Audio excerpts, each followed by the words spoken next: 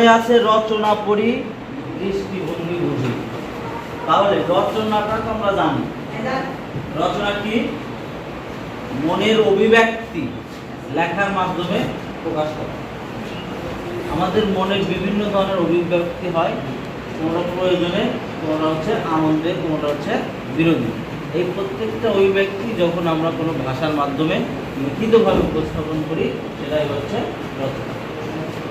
রচনা হচ্ছে এমন একটা কাজ যেখানে ব্যক্তির দৃষ্টিভঙ্গির প্রকাশ ঘটবেই। যেমন এই যে আমাদের বিদ্যালয়ের যে একটা নির্দিষ্ট ড্রেস আছে, সব ছাত্রই কিন্তু ওই ড্রেসই পড়ে, কিন্তু এক একজনকে এক এক রকম লাগে। কারণ কি? কারণ এই ড্রেসটার ব্যক্তি বিশেষে একটা মাধুর্য ভিন্নভাবে ফুটে তোলে। তাহলে আমরা সবাই বাংলা ভাষায় কথা বলি, কিন্তু আমি যেভাবে বলবো তুমি সেভাবে হয়তো বলবে না, এবার তুমি যেভাবে বলবে আমি সেইভাবে বলবো না। লেখার ক্ষেত্রেও এই বিষয়টা ঘটে। একই বিষয় নিয়ে সবাই লিখলেও সবারই আলাদা আলাদা বৈশিষ্ট্য ফুটে ওঠে। যে বৈশিষ্ট্যের মাধ্যমে লেখাকে ভিন্নভাবে শনাক্ত করা যায়, লেখককে ভিন্নভাবে চিহ্নিত করা যায়, তাকেই বলা হয় হচ্ছে দৃষ্টিভঙ্গি। অর্থাৎ একজন লেখকের লেখার যে স্টাইল, লেখার যে বৈশিষ্ট্য, সেটাই হচ্ছে আসলে দৃষ্টিভঙ্গি। তাহলে বিভিন্ন লেখাতে আমরা বিভিন্ন ধরনের দৃষ্টিভঙ্গি পাই।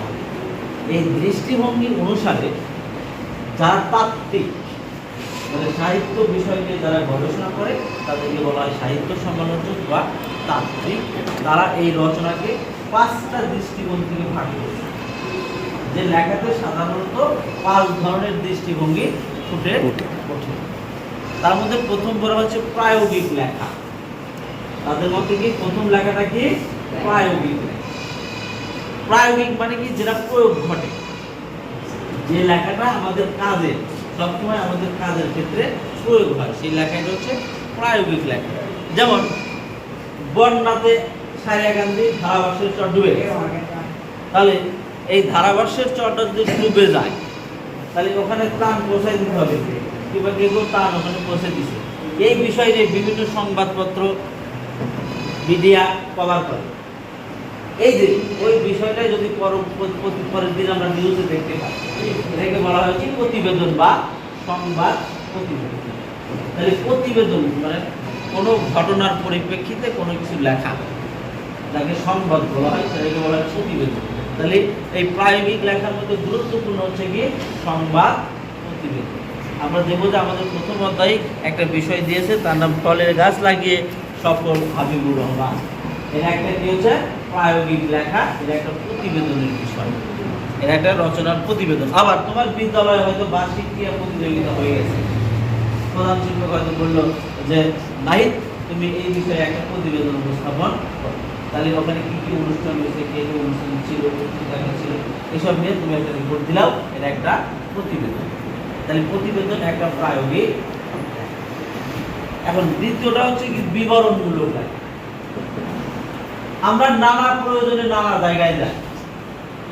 কেউ হয়তো ভোট দিতে গেছে হচ্ছে গৌরীডাঙ্গা চর, এখন আবার সৈয়দ মুস্তফা আলী চাকরি সূত্রে গেছেন আফগানিস্তান। আবার মোহাম্মদ আব্দুল হাই একজন রাইটার ছিলেন, তিনি পিএইচডি করার জন্য লন্ডনে গেছেন, মানে 7.5 দিন লন্ডনে ছিলেন।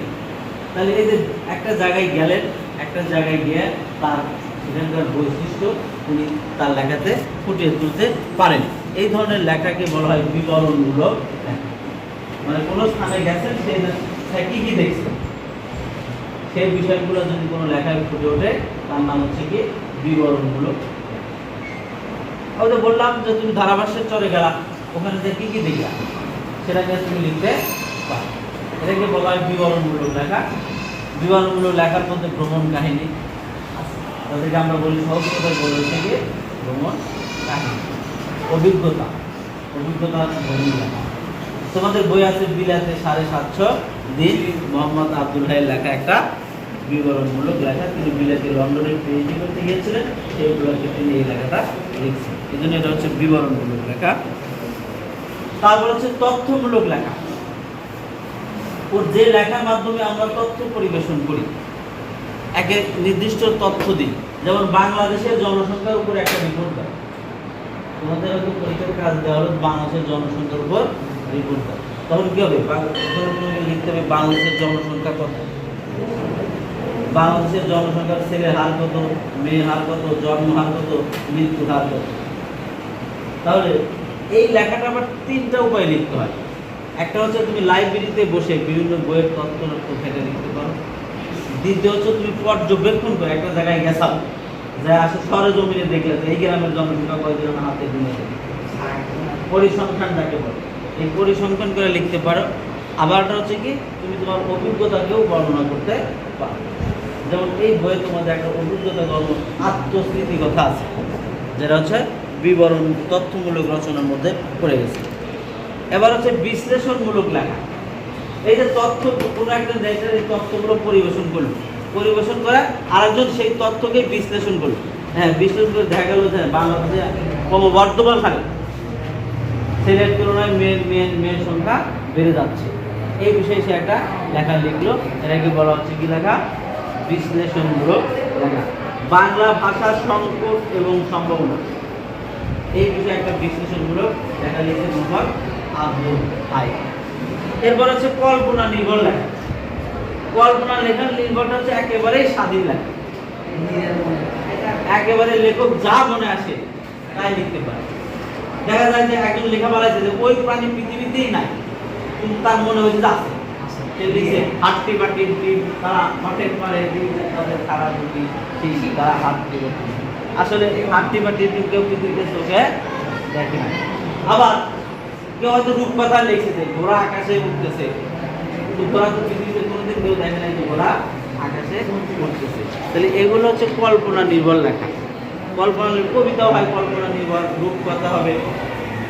এই সমস্ত লেখায় আমরা এই অধ্যায়ে জানবো, এবং এই অধ্যায়ে আমরা সেই দৃষ্টিভঙ্গিটাই খুঁজে বের করতে হবে লেখক কেন এই বিষয়ে কী দৃষ্টিভঙ্গি প্রকাশ করছে।